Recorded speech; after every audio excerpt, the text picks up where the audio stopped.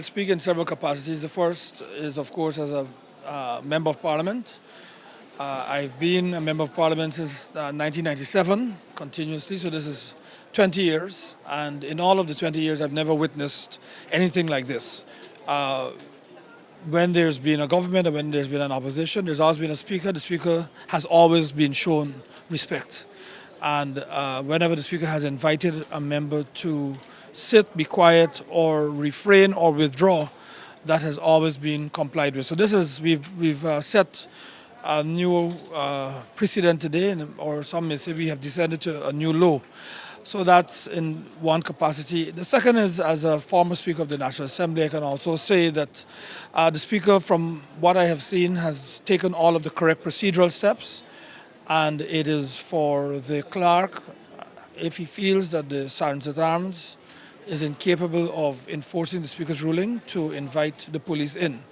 I also want to say that none of us would like to see chaos erupting further in the House. I believe there's been enough of it.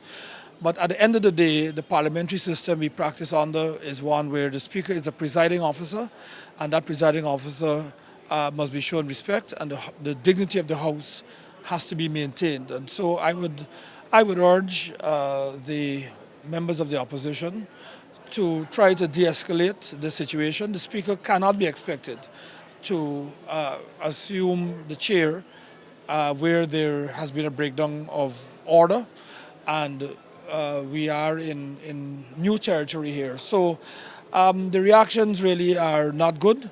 And last comment, as of course a Minister of Government now, we are quite distressed at what we see is an evolving pattern of disrespect. It was meted out against His Excellency the President a few weeks ago on November the 2nd. That was a new first. No matter how bad relations got between the two main parties in this country, or the two main groups, there has never been a disrespect of the kind seen in Parliament on the 2nd of November, and we have never seen today's events repeated before. Previously, there were incidents where people hurled objects at former speakers in the 1970s, but nothing as we have seen. And what is more amazing is the rapid descent. That in November you would see that, and then in December you see something else.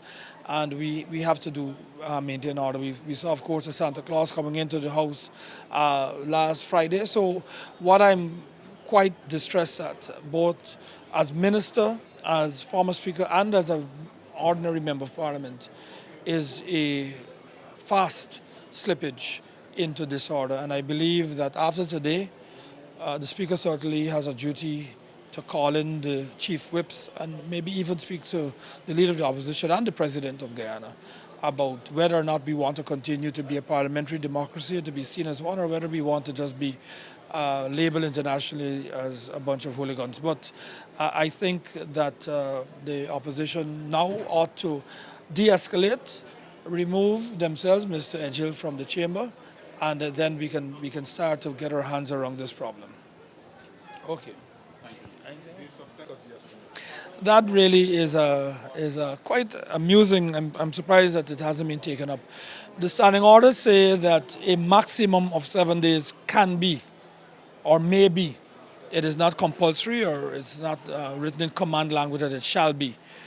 What few people have recognized is that by starting at 10 in the morning, we have actually gained more than 7 days.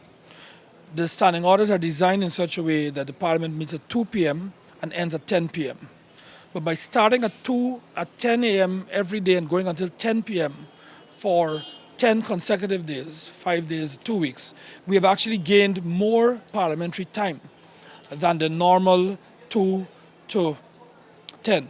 And so if you do the mathematics and you add up how much hours have been afforded for the consideration of the minutes, the number of days may have been shortened, but the number of hours have been lengthened. And we are now enjoying more hours to consider the estimates than if we had done 7 days from 2 p.m. to 10 p.m. So it is really a red herring. It is a ridiculous assertion, and enough time has been afforded, and we have not adopted any more time or any less time than we have enjoyed in this house for at least for the last 20 years that I've been a member.